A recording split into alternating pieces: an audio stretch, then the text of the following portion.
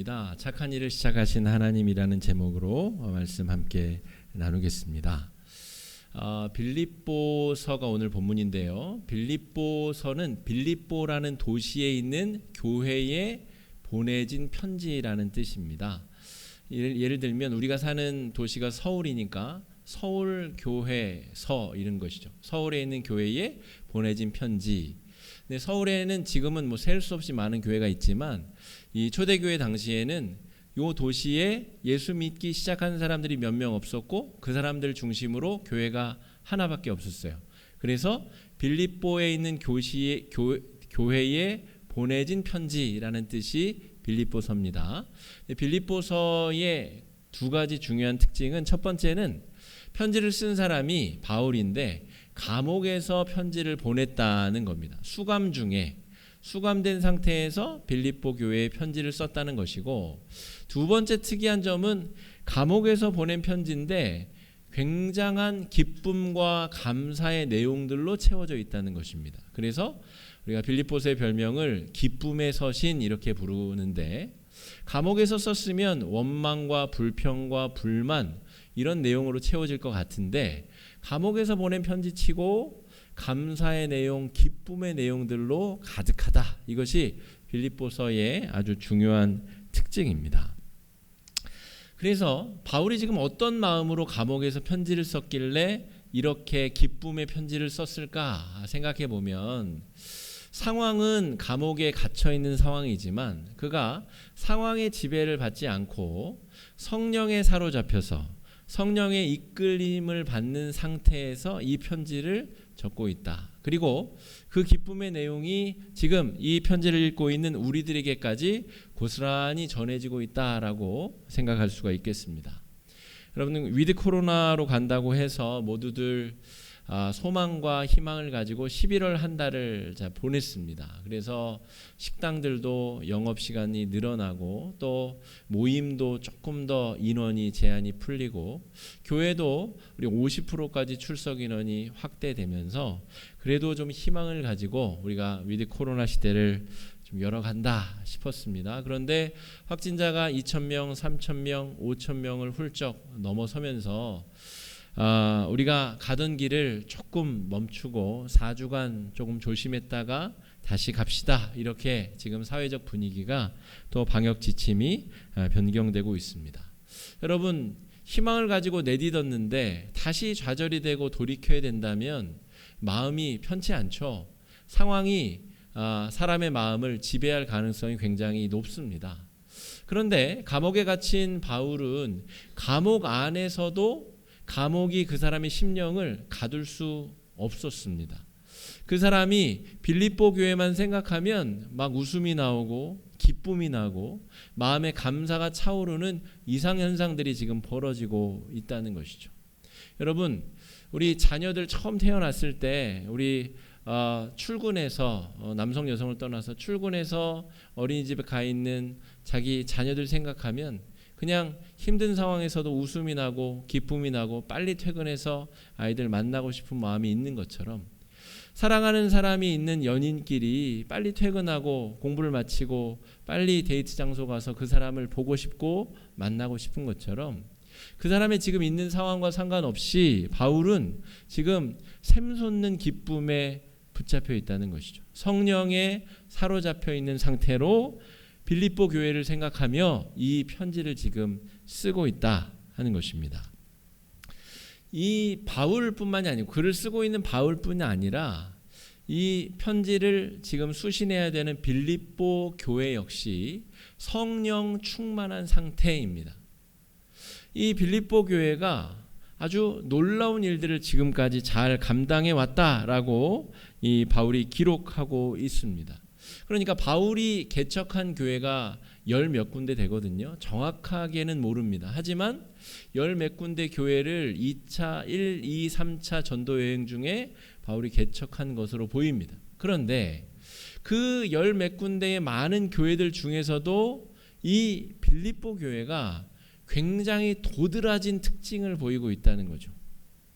그러니까 다른 교회들은 예를 들어서 고린도 교회, 데살로니가 교회 이런 데는 바울이 쓴 편지의 내용을 보면 온갖 문제들이 다 모여 있습니다. 서로 파당을 지어서 싸우고, 바로 신앙의 본질을 제대로 이해하지 못해가지고 우상 숭배자들이 그 안에서 기승을 부리고, 그러니까 지금으로 따지면 교회를 세워놓고 왔는데 신천지가 침투해서 혼란스럽게 만들고, 또 교인들끼리 싸우고 다투는 일들이 가득했다는 것이죠. 교인들끼리 송사가 벌어졌는데 이 외부의 법원에 가가지고 다툼을 겨루는 일도 벌어지고, 여러 가지 불륜과 죄악들이 가득했다는 것이죠. 그 당시에 대부분의 개척된 교회들이 그랬는데, 이 빌립보 교회는 유독히 바울의 마음을 기쁘게 만드는 그런 교회였다 하는 것이죠. 무슨 내용들이 있었는지 한번 보겠습니다. 5절 말씀 한번 보겠습니다. 너희가 첫날부터 이제까지 복음을 위한 일에 참여하고 있기 때문이라. 바울이 지금 빌립보 교회를 향하여 편지를 쓰면서 너희가 첫날부터 이제까지 복음을 위한 일에 참여하고 있다라고 기록하고 있습니다. 그럼 우리 영등포 노회, 우리가 속한 노회를 영등포 노회라고 하는데, 우리 영등포 노회는 100년 이상 된 교회들이 많습니다. 영등포 교회를 시작해서 거기에서 파생된 양평동 교회, 여러 교회들이 100년의 역사를 훌쩍 넘겼어요. 그러니까 아직 70년이 안 된 우리 교회는 그냥 청년교회, 젊은 교회에 속합니다. 그런데 그런 교회 목사님들의 이야기를 제가 잘 들어보면 왕년의 이야기를 많이 하십니다. 우리 왕년에 우리 원로 목사님, 박 목사님 계실 때 그런 이야기를 많이 합니다. 왕년에 떨치고 날렸다는 것이죠. 그러니까 잘 나갈 때 처음 사랑을 가지고 처음 잘했던 교회들은 많습니다. 그런데 그것을 꾸준하게 지속하는 교회는 많지 않다는 것이죠. 또 처음부터 잘하는 교회도 쉽지 않다는 것이죠. 그런데 바울이 볼 때, 바울은 교회 개척 전문가인데, 바울이 수많은 교회를 세우고 보니 이 빌립보 교회는 아주 독특한 특징, 처음부터 지금까지 한결같다는 것이죠. 학자들은 빌립보서를 쓰고 있는 바울이 로마 감옥에서 이제 사역의 마무리 단계에서 빌립보서를 썼을 것이다, 이렇게 추측하는 학자들이 많습니다. 정확히는 어느 감옥에서 썼는지는 몰라요. 대신에 내가 사슬의 메인 사신이 되었다, 이런 표현이 등장하는 걸로 봐서 옥중에서 이 편지를 써온 것이다 라고 추정하는 것이죠. 그런데 바울이 로마에 갇힌 때는 사역의 마무리 단계입니다. 그러니까 2차 전도 여행 때 빌립보 교회를 개척한 그 순간부터 바울이 전도의 사역을 마감하는 그때까지 한결같이 바울을 지원하고 지지하고 복음을 전하는 일에 앞장서서 선교 헌금을 보냈다, 이 이야기입니다. 첫날부터 무슨 일이 있었는지 사도행전 16장 15절 말씀 한번 같이 읽어보겠습니다. 시작. 그와 그 집이 다 세례를 받고 우리에게 청하여 이르되 만일 나를 주 믿는 자로 알거든 내 집에 들어와 유하라 하고 강건하여 머물게 하니라. 이 이야기는 루디아와 관련된 이야기입니다. 바울이 처음 빌립보에 도착했더니 유대인 회당이 없어가지고 어디로 가냐면 여인들이 빨래하는 빨래터로 갑니다. 거기서 처음 만난 사람이 루디아라고 하는 무역업을 하는 여장부 같은 사람인데, 이 사람이 거기서 예수를 영접하고 자기 집에 친척들을 다 불러 모아서 거기서 예수 믿고 세례를 받습니다. 그리고 하는 말이, 바울 선생, 자, 우리 집을 드릴 테니 우리 집에서 묵으면서 여기서 복음을 전하고 우리 집이 교회가 되도록 하시오 라고 그 순간에 자기 집을 열어서 다 드렸다는 것이죠. 그러니까 얼마나 대단한 여장부예요. 그러니까 빌립보 교회의 처음 시작부터 그랬다는 것입니다. 루디아라고 하는 여장부가 처음부터 온전하게 자기의 것을 다 드리는 식으로 교회가 시작이 되었고, 그 교회의 성도들이 바울의 선교 사역을 처음부터 끝까지 물심양면으로 철저하게 도왔다는 것이죠. 그러니까 바울이 지금 감옥에 갇혀서 여러 교회 편지를 쓰는데, 이제 빌립보 교회에 편지를 보낼 순서가 됐어요. 빌립보 교회는 생각만 해도 웃음이 나고 기쁘고 감사하고 어떻게 이런 교회가 있을까 생각하며 지금 편지를 써 내려가고 있다라고 하는 것이죠. 복음을 위해 자기 집을 내어놓는 루디아부터 수많은 헌신된 주의 종들이 이 빌립보 교회에서 만들어지고 훈련받고 교육받고 하나님 앞에 쓰임받았다라고 하는 것입니다. 여러분, 복음을 처음 받아들이고서는 예수님의 섬김과 희생을 따라하기가 쉽지가 않습니다. 내가 지금 들은 이야기가 좋은 이야기 같기는 한데 자기 인생을 다 걸기에는 뭔가 위험 부담을 느끼지 않겠어요? 루디아는 자신의 집을 개방하고 교회로 만들었어요. 그러면 예상되는 문제가 뭔지 아십니까? 유대인들로부터 핍박과 탄압을 받게 될 것이고 로마의 군대로부터도 위협을 받을 가능성이 굉장히 높습니다. 그러니까 자기 집을 개방하여 교회로 만든다는 것은 루디아에게 절대로 쉬운 일이 아니었는데 그렇게 했다는 것입니다. 예수님이 하늘 영광 버리고 이 땅에 내려오시는 기간, 그걸 기다리는 기간이 대림의 기간인데 빌립보 교회 안에 그런 섬김과 희생의 정신이 그 교회를 만들었고 그 교회를 추동하여 이끌어가고 있다라고 하는 것입니다. 어제 제가 결혼식에 가서 주례를 했습니다. 제가 목사가 되고 나서 4번째 주례를 했습니다. 우리 교회에서는 첫 번째고, 그런데 이번 주례가 저에게는 조금 독특하고 남다른 주례였습니다. 왜냐하면 이 커플은 이 작년에 우리 성도님들은 잘 모르는 청년이에요. 2019년에 우리 교회 등록을 한 여자 청년이 우리 교회를 잘 다니다가 외부에서 결혼할 남자를 데려와서 이제 3개월간 저에게 결혼 예비 교육을 받았어요. 5월, 6월, 7월 석 달간 매주 1시간에서 1시간 반씩 우리 교회에 와서 혹은 코로나 때문에 만날 수 없을 때는 온라인으로 저에게 결혼 예비 교육을 받았습니다. 그래서 성경으로 가정이 어떻게 준비되고 어떻게 세워져야 되는지를 차곡차곡 배웠고, 심지어 어떻게 하면 잘 싸울 수 있는지, 잘 싸우고 어떻게 잘 화해할 수 있는지 그런 것까지 다 가르쳤습니다. 그러니까 이 부부가 이제 신앙의 밑바탕으로 가정을 세워서 처음으로 출발하는 이 과정이 저에게는 굉장히 의미가 있는 것이죠.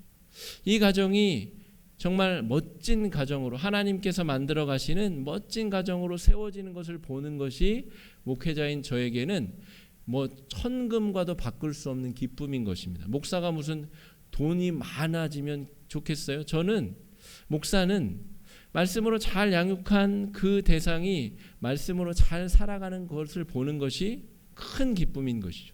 그런데 오늘 바울이 빌립보 교회를 그런 눈으로 지금 바라보고 있다라고 하는 것입니다. 여러분, 어제 주례를 하면서 제가 그런 이야기를 좀 나눴습니다. 이제는 이 신혼 부부를 우리 부모님들은 아이로 대하지 말아 주십시오. 상투 틀고 쪽을 치면 이제 어른, 나이가 아무리 어려도 어른 대접을 우리 민족은 해줬습니다. 그러니까 이제 결혼을 하면 어른이 되었다는 것이죠. 여러분, 아이들의 사랑은 보호를 받는 사랑입니다. 아이들은 보호를 받아야 될 대상이죠. 부모님이 정말 무한정의 사랑을 퍼부어야 아이는 바르게 자랄 수 있습니다. 그러나 아이가 이제 어른이 된다는 것은 이제 희생하고 섬길 수 있는 사랑을 이제 실천할 준비가 되었다는 것을 말합니다. 그러니까 더 이상 받기만 하는 사랑이 아니라 이제 결혼을 한다는 것은 자기가 희생하고 섬기는 사랑을 할 준비가 되었다라는 것을 의미합니다. 근데 바울이 보기에는 이 빌립보 교회가 이 아직도 연약한 교회여야 되는데 어떻게 이렇게 성숙한 모습이 드러나고 있지? 이게 기특한 겁니다. 어떻게 섬김과 희생의 예수님의 모습을 교회가 벌써부터 드러내 보여주고 있지?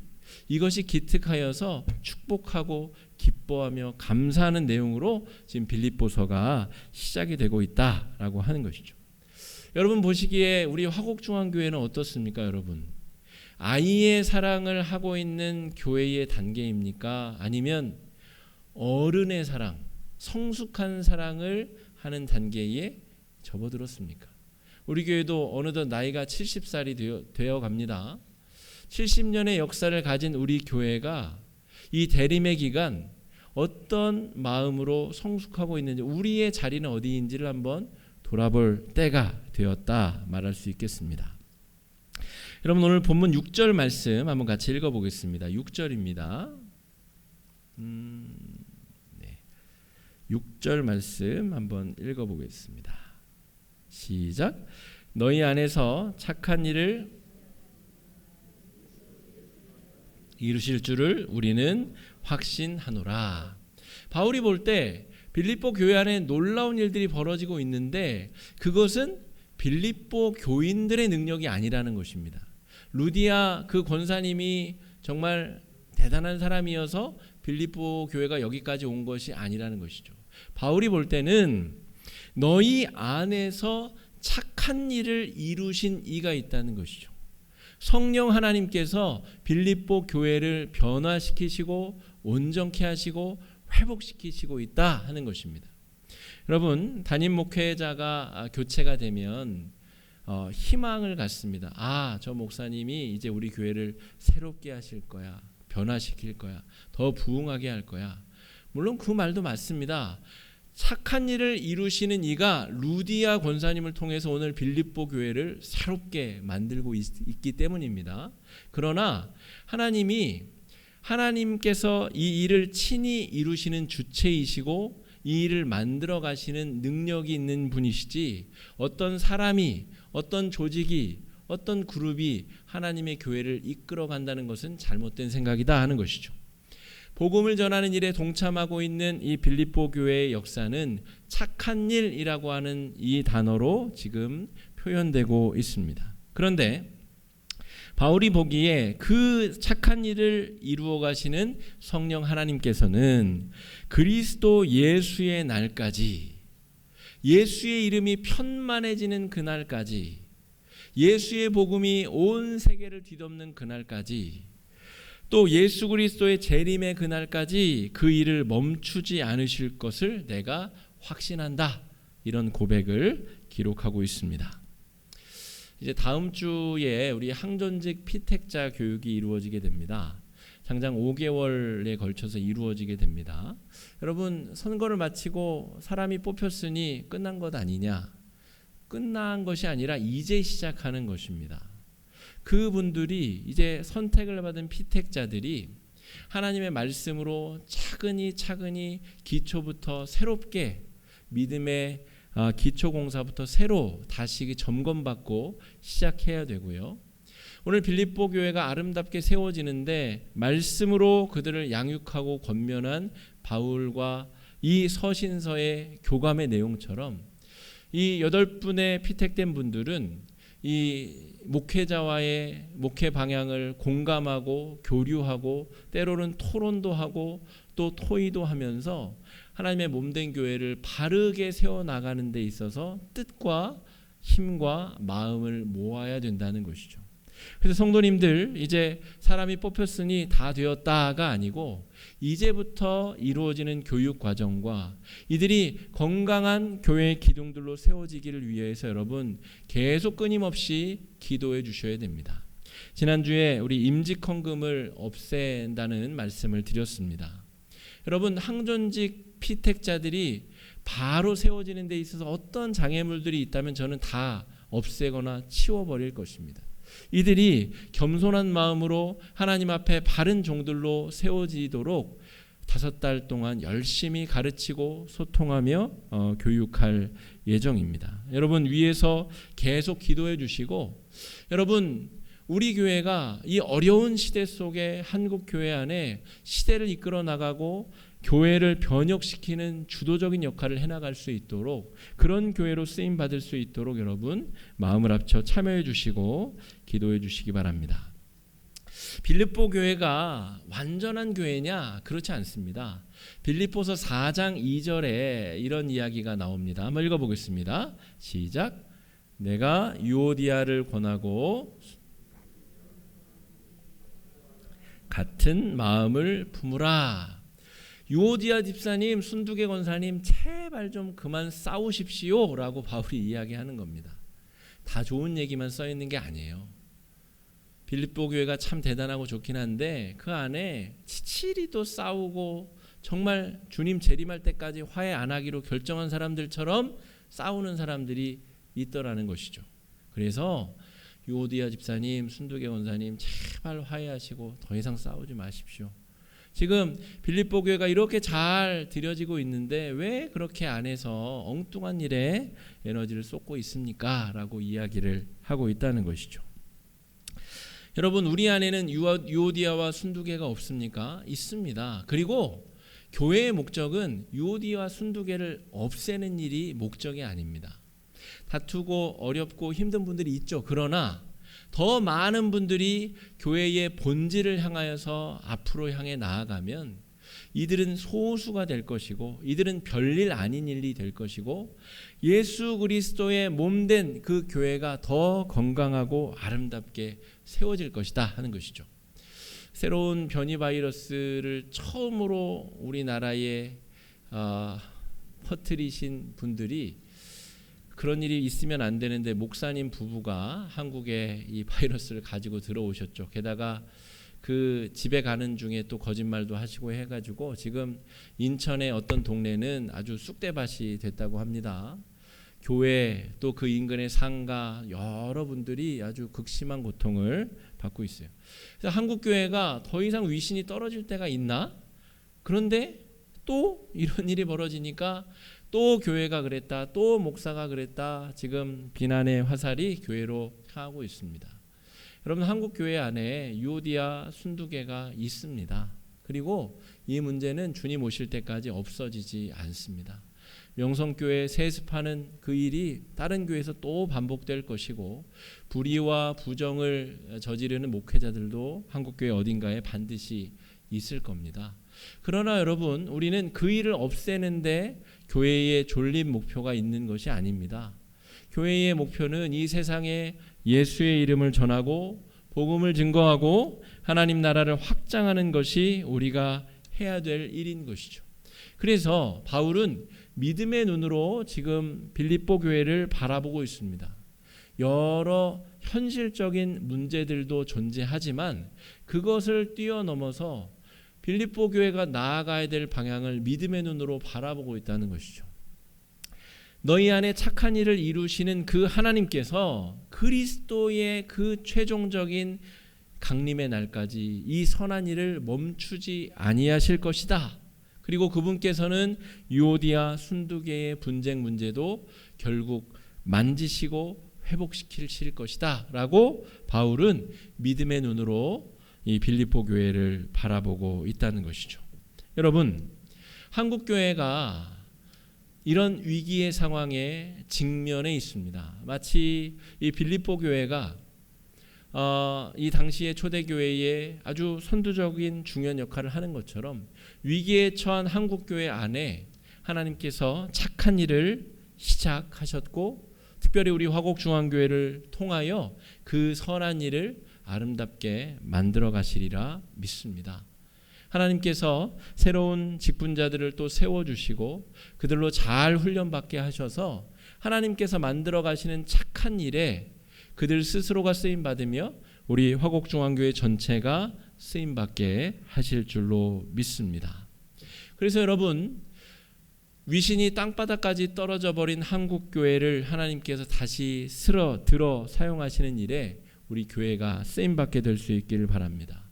전국에 어디를 가든 교회가 있고 그 교회를 통하여 예수 이름이 전해지며 하나님의 말씀 위에 교회가 바로 세워지고 끊임없이 갱신의 노력을 하고 개혁의 노력을 하며 바르게 세워지는 한국교회로 거듭나게 될 줄로 믿습니다.